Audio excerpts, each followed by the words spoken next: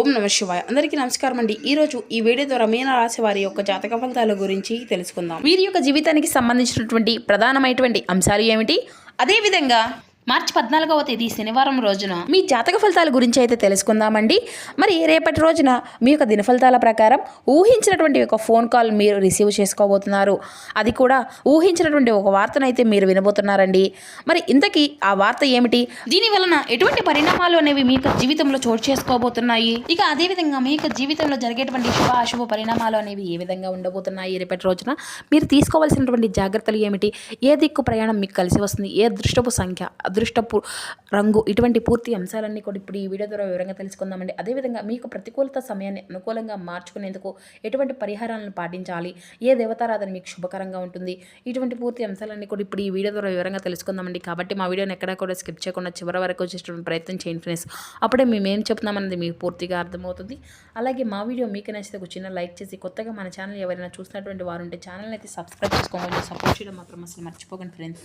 ఇక ముఖ్యంగా వివరాలకు వస్తే కనుక మీన రాశి అనేది రాశిచక్రంలోని 12వ రాశి.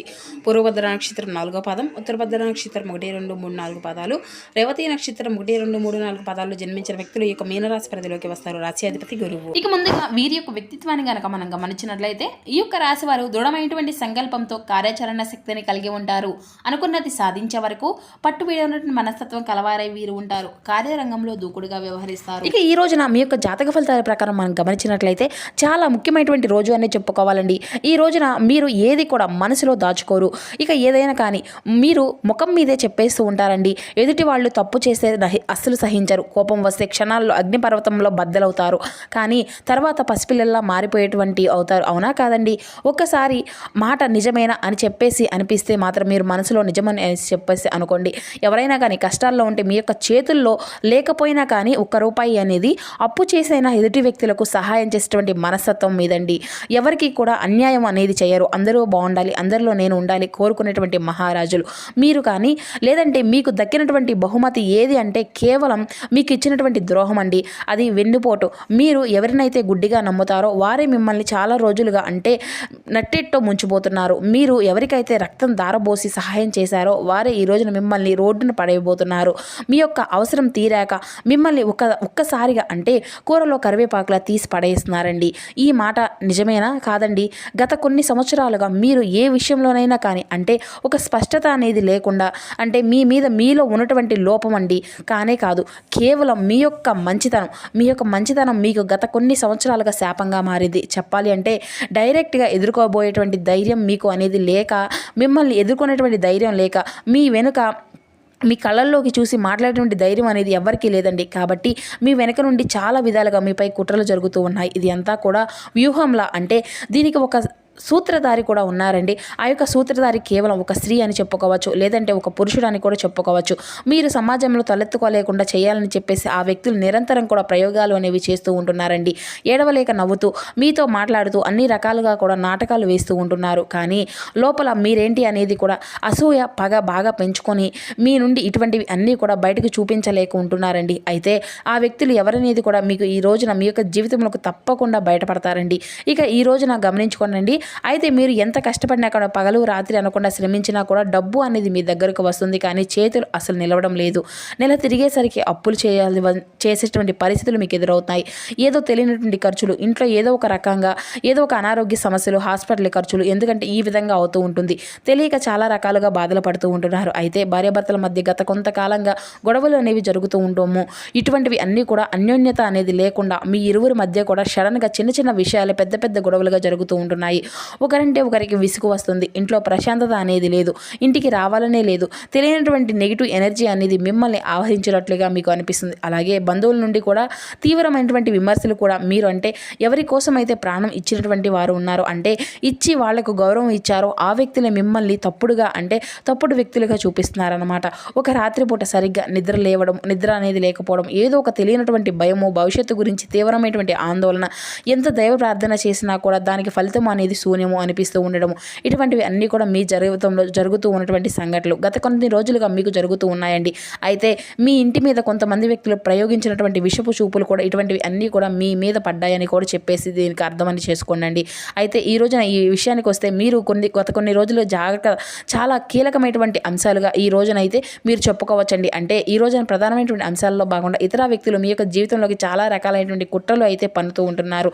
గత కొన్ని సంవత్సరాలుగా వారు ప్రయోగించినటువంటి ప్రతి ఒక్క పని కూడా వారికి బెడిసి కొడుతుంది. అయితే దీనివల్ల ఏంటంటేనండి, తెలుసుకోకుండా అంటే పచ్చి నిజం ఆ యొక్క భగవంతుడి యొక్క అనుగ్రహం మీ మీద ఉంది అని చెప్పేసి మొట్టమొదటిగా ఈ యొక్క విషయాన్ని అయితే గుర్తుపెట్టుకోనండి. ఎందుకంటే మీరు చేసినటువంటి కొన్ని పనులు కావచ్చు, లేదంటే మీ యొక్క ఆలోచన విధానం కావచ్చు, ఈ రోజున మీరు ఈ విధంగా నిలబడడానికి మిమ్మల్ని అడుగడుగునా కూడా రక్షిస్తూ ఉండడానికి కలిగినటువంటి కారణం ఆ యొక్క భగవంతుడండి. కేవలం మీకు ఉన్నటువంటి మంచి మనస్తత్వం. కాబట్టి ఆ యొక్క మంచి మనస్తత్వాన్ని ఎప్పుడూ కూడా మీరు అస్సలు వదులుకోకండి. సమాజంలో మీకు ఉన్నటువంటి కీర్తి ప్రతిష్టలు మరింత అధికంగా రెట్టింపు కాబోతున్నాయి. మిమ్మల్ని ఎవరైతే పగబట్టాలని చెప్పేసి, ఎవరైతే మిమ్మల్ని నాశనం చేయాలని చెప్పేసి పట్టుకొని మరి మీ మీద లేనిపోయినటువంటి కుట్రలు పన్నుతున్నారో వారే నాశనం అయిపోతారు. మరి మీ యొక్క జీవితం అంటే వారికి ఒక అర్థము అనేది కాకుండా పోతుంది. వారు చేసినటువంటి చెడు పనులు, వారు తీసుకున్నటువంటి గోతులు వారే నిలువెల్లా కూడా వారు పడబోతున్నారని కూడా చెప్పుకోవచ్చండి. ఇక ఈ రోజున మీకు ప్రధానమైనటువంటి రోజు అని ఎందుకు చెప్తున్నాము అంటే, శత్రునాశనం అనేది జరగబోతుందండి. మీ మీద ఎవరైతే కుట్రలు పన్నారో, మీ మీద ఎవరైతే ఏడుస్తున్నారో, ఈర్ష ద్వేషాలతో రగిలిపోతున్నారో వారికి ఆ యొక్క భగవంతుడు ఈ రోజున నిలువెత్తుగా అడ్డు నిలవబోతున్నాడు. ఈ రోజున మీరు తీసుకున్నటువంటి చాలా కఠినమైనటువంటి చర్చలు ఆ యొక్క భగవంతుడు అడ్డు కాబోతున్నాడు. సాక్షాత్తు ఈ రోజున మీ మీద శివానుగ్రహం అనేది కూడా చాలా పుష్కలంగా కురవబోతుందండి. మీకు ఈ రోజున అడుగడుగునా కూడా పరమేశ్వరుని యొక్క అనుగ్రహం అనేది కూడా తోడు కాబోతుంది. కాబట్టి కొంతమంది వ్యక్తుల యొక్క లక్షణాలు ఎలా ఉంటాయంటే, ఆ యొక్క వ్యక్తులు మీ మీద ముఖం మీదే చాలా స్వీట్గా మాట్లాడుతూ ఉంటారండి. ఎలా ఉన్నారు, బాగున్నారా, మీ ఇల్లు బాగుందా, అలాగే మీ యొక్క వస్తువులు బాగున్నాయి, మీ పిల్లలు చాలా ముద్దుగా ఉన్నారు, చక్కగా చదువుకుంటున్నారని చెప్పేసి పొగడ్తల వర్షము అనేది రోజు రోజుకు కురిపిస్తున్నటువంటి వ్యక్తులు కావచ్చు. ఈ వ్యక్తుల కళ్ళల్లో నిజాయితీ అనేది ఉంటుందండి. వారి నోటి నుండి వచ్చేటువంటి మాటలు పొగడ్తలు కాదండి, పునాదులుగా కలిగించినటువంటి నరదిష్టి. కాబట్టి మీ మీద వారికి ఉన్నటువంటి మీరు ఏం చేసినా కానీ, కొత్త బట్టలు వేసుకున్నా కానీ, వారికి నచ్చకపోవడము, కొత్త వస్తువులు కొనుక్కున్నా కానీ, వారు లేదంటే కనీసం మీ ఇంట్లో భోజనము అనేది వండుకొని తిన్నా కానీ కొంతమంది వ్యక్తుల యొక్క ఏడుపులు అనేవి మీకు తగులుతూ ఉంటాయి. కాబట్టి అది అంతా కూడా ఏంటి అంటే, మీరు ఎక్కడికి వెళ్తున్నారు, ఏం చేస్తున్నారు, ఎంత సంతోషంగా ఉన్నారు అనేటువంటి అసూయతో మీ మీద కక్ష అనేది రెట్టింపు అవుతుందన్నమాట. ఆ వ్యక్తుల యొక్క ఏడుపులు అనేవి అధికంగా ఉండడం వల్ల మీరు తీసుకున్నటువంటి అంటే ఈ రోజున కష్టమైనటువంటి చర్చలకు భగవంతుడు అడ్డు కాబోతున్నాడండి. ఇక ఈ రోజున ఉదయాన్నే మీరు నిద్రలేచిన వెంటనే కూడా మీ నుండి అంటే మీ యొక్క మనసును చాలా ప్రశాంతంగా మారుతుంది. మొట్టమొదటిగా లక్షణం ఇదేనండి. ఇక ఇది చాలా ప్రశాంతంగా మీ యొక్క మనసు అనేది అనిపిస్తుంది. అలాగే మీకు తెలియనటువంటి మరొక భయంకరమైనటువంటి విషయాన్ని ఈరోజు మీరైతే తెలుసుకోబోతున్నారండి. ఒక ఫోన్ కాల్ కావచ్చు, లేదంటే ఒక మెసేజ్ రూపంలో కావచ్చు, ఇది అంతా కూడా కొంతమంది చెడుగా ప్రచారం చేసేటువంటి వ్యక్తులు ఎవరు అనేది కూడా మీరు తెలుసుకుంటారనమాట. ఇక ఇటువంటివి అన్నీ కూడా చులకన చేస్తున్నటువంటి వారు ఎవరు, సమాజంలో ఎవరు, ఏ విధంగా ఎలా ఉంటున్నారు అనేటువంటి విషయాన్ని కూడా ఈరోజు మీరు బాగా తెలుసుకోగలుగుతారు. అంటే ఇంట్లో తెలియనటువంటి ప్రశాంతత అనేది ఏర్పడుతుంది, కుటుంబంలో సఖ్యత అనేది పెరుగుతుంది, అలాగే ప్రేమానురాగాలు అనేవి కూడా వెళ్ళి విరుస్తాయి. అలాగే ఇప్పటికైనా కానీ మీరు కళ్ళు తెరవండి, మీ యొక్క మంచితనాన్ని పక్కన పెట్టండి, ఏ వ్యక్తులు ఎలా ఉంటున్నారు అనేది కూడా గుర్తుంచుకోండి. అలాగే ఆ వ్యక్తులు ఎవరనేది కూడా మీ యొక్క మనసుకు, అంతరాత్మకు ఇట్టే పసికెట్టే విధంగా భగవంతుడు మీకు తప్పకుండా ఒక మంచి సూచన కూడా ఇస్తారనమాట. మీ యొక్క అభివృద్ధికి చూసి ఎవరైతే ఏడుస్తున్నారో అనేది కూడా మీరు బాగా తెలుసుకోగలుగుతారు. భగవంతుడు మిమ్మల్ని హెచ్చరిస్తూ ఉంటారండి.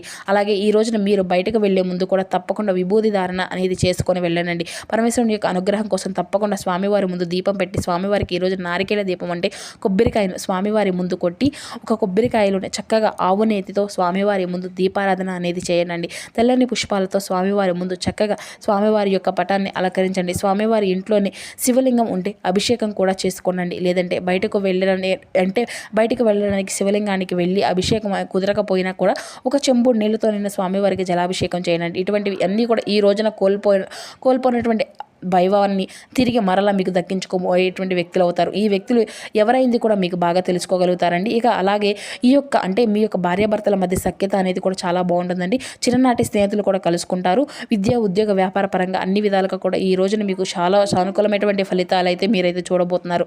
అత్యధికంగా శక్తివంతమైనటువంటి ఒక చిన్న పరిహారం అనేది కూడా ఈ రోజున తప్పకుండా చేసుకోండి. వీలు ఉంటే అది ఏమిటి అంటే, చాలా అంటే చాలా అద్భుతమైనటువంటి పరిహారం అండి. మీరు ఎక్కడికి వెళ్ళవలసినటువంటి వేలు ఖర్చులు చేసి పూజలు ఏమి కూడా అవసరం లేదండి. లేదంటే మీ ఇంట్లో 2 చేతులు కూడా తీసుకున్న తర్వాత ఆ యొక్క పరిహారము అనేది ఏంటంటే చాలా అద్భుతంగా మీకంటే ఉపయోగపడుతుందన్నమాట. మీ ఇంటి గుట్టును ఎవ్వరికీ కూడా అసలు మొట్టమొదటిగా చెప్పుకోకండి. ఎందుకంటే ఈ రోజుల నుండి మీకు ఎంతో మంచి లాభం వచ్చినా కానీ ఆ యొక్క బ్యాంకుల్లో ఎంత డబ్బు ఉన్నా వచ్చేటువంటి వ్యక్తులు ముందైతే అసలు ఏవి కూడా చెప్పకండి. ఎవరు ఏ విధంగా ఉంటున్నారు కాబట్టి ఈ విషయాన్ని అయితే అసలు మీరు ఎవరికి కూడా గుర్తుంచుకోండి. ఏముంది అని చెప్పేసి మాత్రం ఎవరికి చెప్పేశారనుకోండి, సంతోషాన్ని మీ యొక్క పిల్లలు ఎదుగుతున్నారు ఎవరి ముందు కూడా. ముఖ్యంగా కొంతమంది వ్యక్తుల యొక్క స్త్రీ అని కాదండి, లేదంటే పురుషుని కానీ మీ యొక్క ఉన్నతమైనటువంటి స్థితిని మీ యొక్క స్థితిని చూసి ఏడుస్తూ ఉంటారన్నమాట. కాబట్టి వారి ముందు అసలు బయటకైతే పెట్టకనండి. కాబట్టి వారి యొక్క కళ్ళు వల్ల మీకు పట్టినటువంటి ఇంటి నుండి ఉండేటువంటి దరిద్రాన్ని అంతా కూడా పారదోలుకోండి. ప్రతి మంగళవారం అయితే లేదంటే శుక్రవారం ఉదయం నిద్ర లేవగానే ఒక బకెట్ నీళ్ళలో గుప్పెడు ఉప్పు అయితే వేసేసుకొని కళ్ళు ఉప్పు ఉంటుంది కండి, చిటికెడు పసుపు వేసుకొని ఇల్లంతా కూడా తుడుచుకోండి. అలాగే ప్రధాన ద్వారం వద్ద 2 నిమ్మకాయలు కోసేసి కుంకుమ అద్ది ఇరువైపులా కూడా పెట్టుకోండి. ఈ ఇంటి గడప దాటి లోపలికి వచ్చేటువంటి ఆ యొక్క నెగిటివ్ ఎనర్జీ ఏదైనా కానీ ఆ యొక్క నిమ్మకాయలు పూర్తిగా పీల్చేస్తుందన్నమాట. అలాగే ఇంకొక చిన్న పరిహారం ఏమిటి అంటే కనుక ఈ రోజున మీరు తప్పకుండా ఏం చేయాలి అంటేనండి, గుర్తుపెట్టుకొని మరీ చేయండి. సుబ్రహ్మణ్యేశ్వర స్వామి వారిని కానీ లేదంటే హనుమంతుల వారిని కానీ తప్పకుండా ఈ రోజున అయితే మీరు ప్రతిరోజు రేపు కుదరకపోతే లేదంటే ఎల్లుండి కుదిరితే హనుమంతుల వారి యొక్క ఆలయంలో 6 గంటలు సమయంలో మీరైతే తప్పకుండా స్వామివారి యొక్క గుడికి వెళ్ళి ఆవు నేతితో దీపము అనేది వెలిగించండి.